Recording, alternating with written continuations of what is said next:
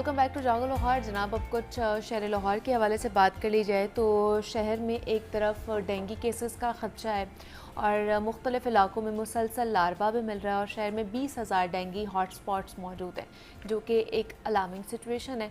जबकि दूसरी जानिब देखा जाए तो मंकी पॉक्स के केसेस में इजाफे का खदशा भी लाहक है और अब तक 9 मरीज़ सामने आ चुके हैं।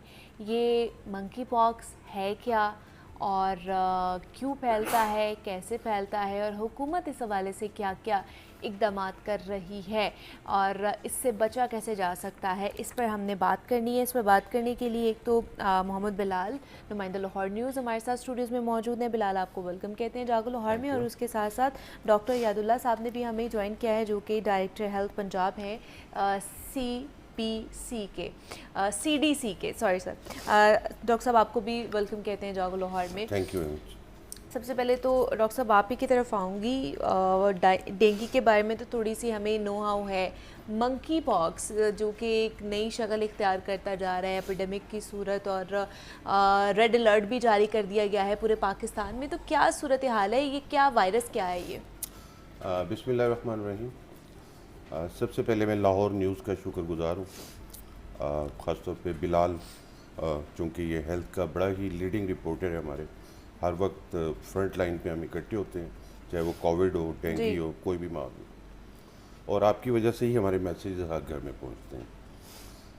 ऐसा है कि मैं थोड़ा सा इसका बैकग्राउंड बताता हूँ कि जब से कोविड आया है पूरी दुनिया के इंटरनेशनल रेगुलेशन बदल रहे हैं। अच्छा, यानी कि अब जो कोविड के बाद की दुनिया है वो डिफरेंट है। उसमें WHO ने इंटरनेशनल हेल्थ रेगुलेशंस बना ली हैं सारी। इंटरनेशनल हेल्थ रेगुलेशन के तहत तमाम मुल्कों ने उस पर साइन किए, ठीक है, और उसके तहत तमाम कम्युनिकेबल डिजीज़, जिनकी लिस्ट तकरीबन 38 से 40 बीमारियाँ, उसका कोई भी मरीज़ एक मुल्क से दूसरे मुल्क में ट्रैवल नहीं कर सकेगा, और अगर खुदा न खास्ता वो ट्रैवल कर जाता है तो उसको एयरपोर्ट पर ही डिटेन किया जाएगा। सही।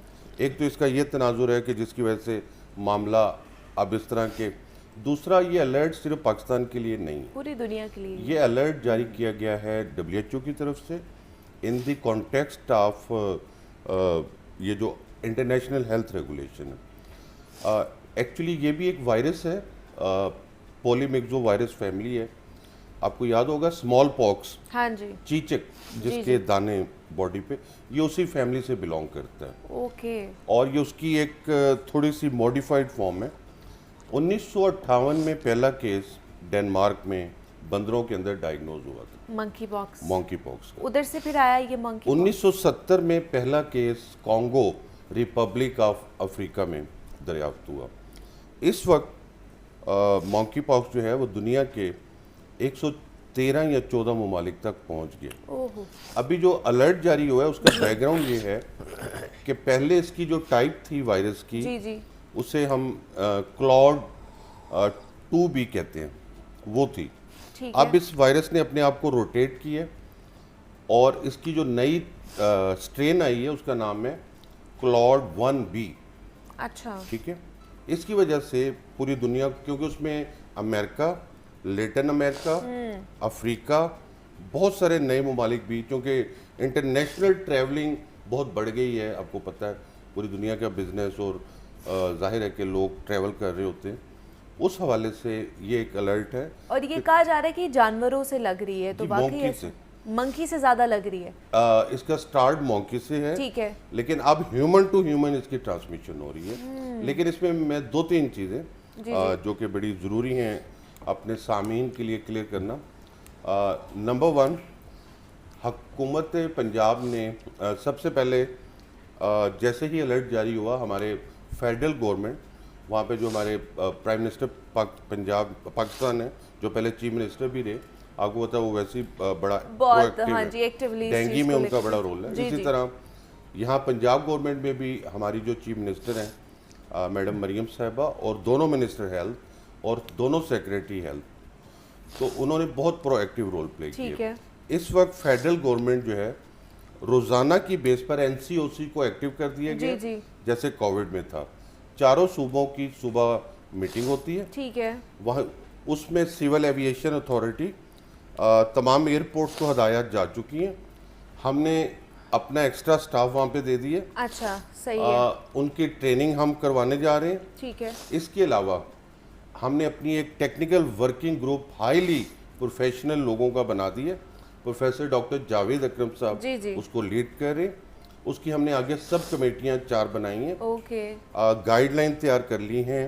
उसके कैसे अलावा बचना कैसे है? लेकिन ये बचना जो कैसे? 9 जो केसेस हमारे सामने आए, ये कहाँ अच्छा, कहाँ पर आए हैं? ये आपका डाटा बिल्कुल गलत है। अच्छा। ये आपने पिछले 2 सालों का डाटा इकट्ठा किया हुआ है। इस साल यकम जनवरी से लेके अब तक सिर्फ मॉन्की पॉक्स का एक केस आया, अभी तक एक केस आया जो कि सऊदी अरब से आया था और उसको पाँव का फ्रैक्चर था, वो वहाँ पे ओवरस्टे हो गया था। उसकी फ्लाइट केपीके में आई थी, तो वो पेशावर के एक हॉस्पिटल जस्ट अपने पाँव के इलाज के लिए गया, तो उसके जिस्म पर दाने थे, तो डॉक्टर ने कहा कि इसका स्किन का भी चेक करवाते हैं। तो वहाँ से क्योंकि ट्रैवल हिस्ट्री जो और ये जो बाकी केसेस हैं ये पिछले साल आए थे। अच्छा। जिसमें पंजाब के 2 केसेस थे। सही। एक मंडी बहाउद्दीन से था और एक आया था रावलपिंडी से। लेकिन ये उस तरह का खतरनाक वायरस नहीं है। इसमें आपको बुखार होगा, गले में दर्द होगी, जॉइंट में पेन हो सकता है, भूख का ना लगना, मतलब वेग सिम्टम है। लेकिन जो इसकी सबसे वाज़ेह इलामत है वो गर्दन के नीचे रैश, दाने निकलना शुरू हो जाएंगे गर्दन के नीचे। गर्दन के नीचे। ओके। चेहरे पर भी आ सकते हैं बाद में। सही। और ये टच करने से उन दानों के ऊपर जो पस होगी उसको अगर आप टच करेंगे, सेक्सुअली ये ट्रांसमिट हो सकता है। ये ड्रग एब्यूज़र वो जो नीडल्स का इस्तेमाल है उससे हो सकता है, ब्लड ट्रांसफ्यूजन से हो सकता है, सांस से नहीं होगा। ठीक है। आपने टच सिंपल करने से ज्यादा होगा। डायरेक्ट कॉन्टैक्ट, डायरेक्ट कांटेक्ट से जो है ना ये ट्रांसमिट हो सकता है एक पर्सन से दूसरे पर्सन के अंदर। तो बिलाल, आपकी तरफ आना चाहूँगी। पंजाब हुकूमत ख़ास करके इस हवाले से क्या इनिशिएटिव ले रही है, हॉस्पिटल्स की क्या सूरत हाल है, और साथ ही साथ क्योंकि डेंगू का मौसम भी आ चुका है, मानसून के बाद डेंगू के केसेस भी हमारे सामने आते जा रहे हैं, तो दोनों को किस तरह लेकर चला जा रहा है? देखिए मुनीबा, जिस तरह डॉक्टर यदुल्ला साहब ने बहुत अच्छे तरीके से इसको एक्सप्लेन किया है कि ये जो इंटरनेशनल रेगुलेशंस के तौर के पे ये जो इस वक्त पंजाब के अंदर जो प्रिकॉशन मेजर्स जो लिए जा रही हैं उस वजह से हैं। अभी आपको पता है कि पंजाब में इसका कोई सस्पेक्टेड केस भी नहीं आया, कंफर्म तो दूर की बात, वो सिर्फ एक केपीके के अंदर ही एक जो 2 केसेस थे ये रिपोर्ट हुए हैं। और जबकि जो महकमा सेहत है उसकी जानिब से जो लाहौर एयरपोर्ट्स है वहाँ पे जिस तरह कोविड में एक स्क्रीनिंग डेस्क बनाए गए थे वहाँ पे ऐसे बना दिए गए हैं। वहाँ पे अब जो फ़्लाइट्स आ रही हैं ख़ासकर मिडिल ईस्ट या अफ्रीकी कंट्री से, उन सबको स्क्रीन किया जा रहा है और जिसको फीवर होता है फिर उसको साइड पे कर लिया जाता है। तो इसी तरह उनकी जो सिम्टम्स हैं ये चेक की जा रही हैं। लेकिन शुक्र अल्हम्दुलिल्लाह कि अभी तक लाहौर में, पंजाब में कोई सस्पेक्टेड केस भी नहीं आया। इसी तरह हॉस्पिटल्स के अंदर भी जो अलर्ट्स हैं वो जारी कर दिए गए हैं। तमाम अस्पतालों के सरबराहान को जो आइसोलेशन वार्ड्स हैं ये भी कायम कर दिए गए हैं, क्योंकि ये अभी कोविड की तरह इतना ना रैपिडली फैलता है और ना ही इसके अभी तक कोई इतने जो केसेस हैं ये सामने आ चुके हैं। इसकी मेरा ख्याल है वैक्सीनेशन भी है और भी हमने एक कमेटी बना दी है उसकी फेडरल गवर्नमेंट के साथ मिलकर, उसके साथ मिल गए। तो अल्हम्दुलिल्लाह ये चीज़ें तो कंट्रोल में हैं, तो इतना कोई इसका मंकी पॉक्स का ख़तरा नहीं है।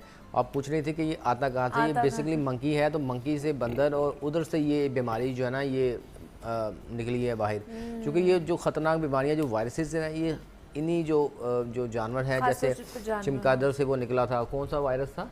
इबोला। हाँ, इबोला। अच्छा। तो इसी तरह ये जो ख़तरनाक जानवर होते हैं इनसे बड़ी ये जो वायरसेस हैं ये निकलते हैं। फिर आपको पता है जो वायरसेस होते हैं इन्होंने फिर ट्रांसमिट करना होता है। एड्स भी एड्स वो भी उधर से उसका ट्रांसमिट, एड्स भी उधर से। एड्स की बताएं कहाँ से निकला एड्स? एड्स भी उसका जो ओरिजिन है वो अफ्रीकन कंट्री और अमेरिकन जो होमोसेक्सुअलिटी वाज। देखिए मेजॉरिटी ऑफ द जितने भी वायरसेस हैं तो ये अफ्रीकन कंट्रीज से ही क्यों निकलते हैं? आखिर वजूहात क्या है? Very good question. देखें, वायरस हमेशा वहाँ पे हमला करेगा जहाँ पे लोगों की इम्यूनिटी कम होगी, लोगों की डाइटरी डेफिशिएंसी होगी, लोगों की इकोनॉमिक सूरत हाल डाउन होगी।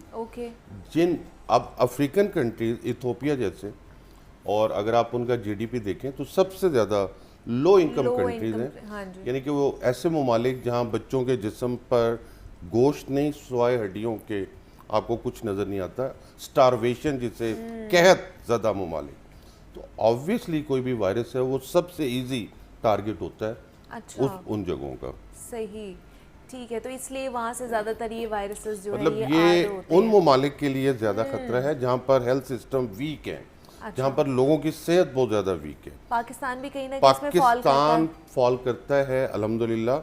हमारे जो हेल्थ सिस्टम है, अल्लाह का शुक्र है, डेंगू आपके सामने पूरी दुनिया की एक एग्जांपल है कि 2011 के एपिडेमिक के बाद कोई एपिडेमिक नहीं आया। अभी रिसेंटली ईरान जो है उनके कौंसलर जनरल गवर्नर के पास गए और फिर वो दोनों मिनिस्टर से मिले, क्योंकि ईरान में इन दिनों में ज़ायरीन जाते हैं बहुत जी, ज़्यादा, जी। अरबईन और ज़ायरीन जाते हैं, कोई बहुत ज़्यादा लोगों की मूवमेंट है। तो उन्होंने पहली दफ़ा ईरान की सरजमीन पर अपने लोकल केस रिपोर्ट हुए हैं डेंगू अच्छा, पे। ओके। उसकी एक वजह क्लाइमेटिक चेंज है।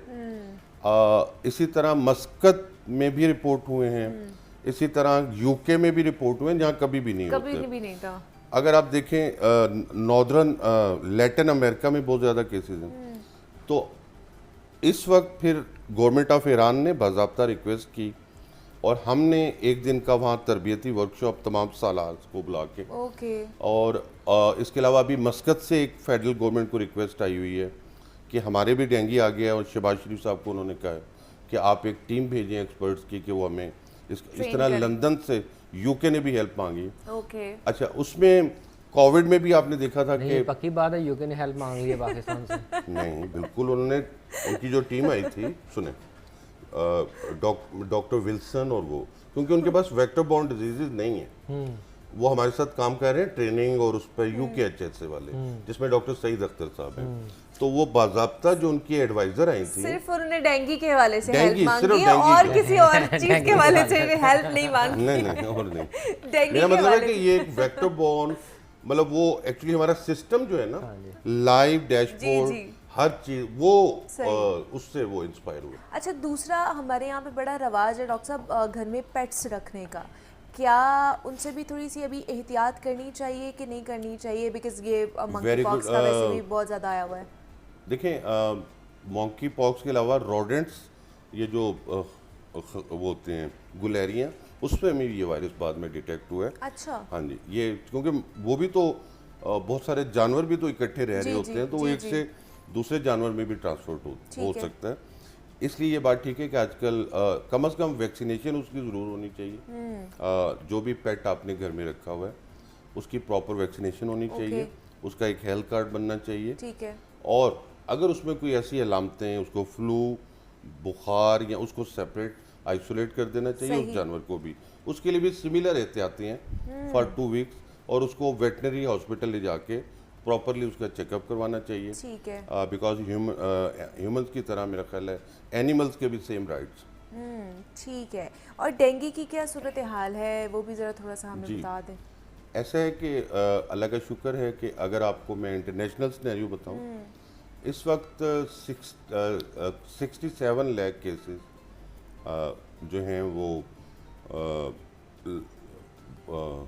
ब्राज़ील में आए हुए हैं, 5 लाख से ज़्यादा पेरू में हैं, अर्जेंटीना में 4 लाख हैं, हमारा पड़ोसी मुल्क है इंडिया, वहाँ 90,000 के करीब है, और इसी तरह दुनिया के 140 ममालिक में इस वक्त डेंगू ठीक है। पहुंच चुका है। लेकिन अल्हम्दुलिल्लाह हमारे इस वक्त 280 के करीब केसेस हैं, 280 पूरे साल में, सही। और जिसमें से एक डेथ है, और इसके अलावा अल्लाह का शुक्र है मुकम्मल कंट्रोल। और वो जो डेथ भी है वो एक खातून की फौजी फाउंडेशन हॉस्पिटल में हुई थी, है, हाँ जी। जबकि वो बहुत लेट वो वहाँ पहुँची। वो बेसिकली तलागंग की रिहायशी थी, ओके। और वो उस वक्त पहुंची जब उसकी बॉडी में लीकिंग प्लाज्मा की स्टार्ट हो गई थी, और चंद घंटों में शी एक्सपायर्ड। उसके नतीजे में दोनों मिनिस्टर और चीफ मिनिस्टर ने बड़ा सख्त एक्शन किया।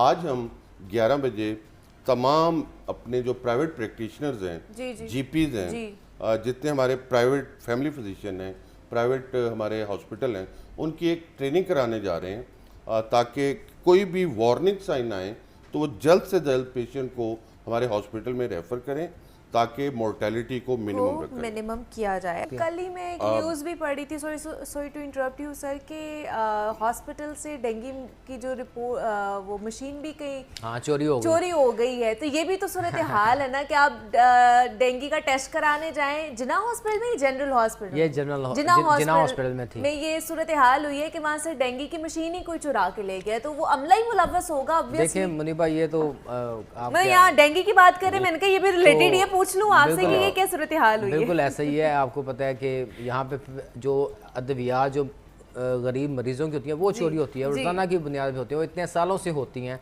और ये हमारे लोगों को ख्याल करना चाहिए। अभी मैं आपको बताऊँ कि जब तक उस डिपार्टमेंट का कोई लोकल बंदा इन्वॉल्व नहीं होगा तो चोरियाँ नहीं हो सकती।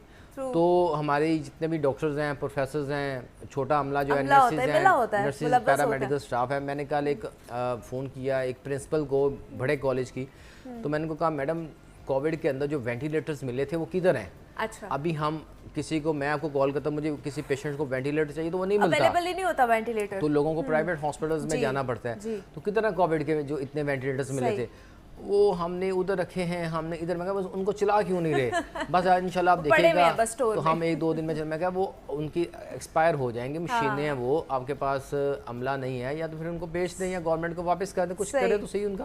अक्सर मुझे इन्फॉर्मेशन मिली है कुछ लोग उठा के अपने घरों में ले गए, कुछ प्रोफेसर साइड पे कर लिए हैं, चोरी हो गए, कईयों ने बेच दिए। तो ये सब हाल है। वो क्या कहना चाहेंगे आप जो मशीन चोरी हुई? सिर्फ ऐसे है कि देखिए बिलाल चूँकि हर वक्त हमारे साथ होता है और उसे हर बात का पता होता है हमसे ज़्यादा, बहुत ही मेहनती हमारा ये हेल्थ का रिपोर्टर भी है। ऐसे है कि देखें ये एक का दो का इंडिविजुअल लेवल के जो वाक़यात हैं, I am representing the both health department government of Punjab. इसके ऊपर कल ही हमने एक्शन कर दिया था और उसकी मशीन भी बरामद होगी और वो उनकी इंक्वायरी भी होगी। अच्छा, दूसरे नंबर पे ये जो बिलाल ने बात की, देखें होता ये था कि हमने पिछले 5 साल का, जब से मैंने चाय ली है, डाटा निकाला और पूरे पंजाब को 3 हिस्सों में डिवाइड किया था। ठीक है। जिसकी वजह से कुछ लोगों को पैसे नहीं मिलते थे तो हमने उन्हें मैंडेटरी किया है कि पहले आप तनख्वाहें इंश्योर करें, फिर आप इजाज़त लें। चलें जी, ये सारी सूरत हाल थी डेंगू की और मंकी पॉक्स की, जिसके ऊपर हम बिलाल से बात कर रहे थे और डॉक्टर यादुल्ला साहब हमारे साथ मौजूद थे। आप दोनों का बहुत शुक्रिया।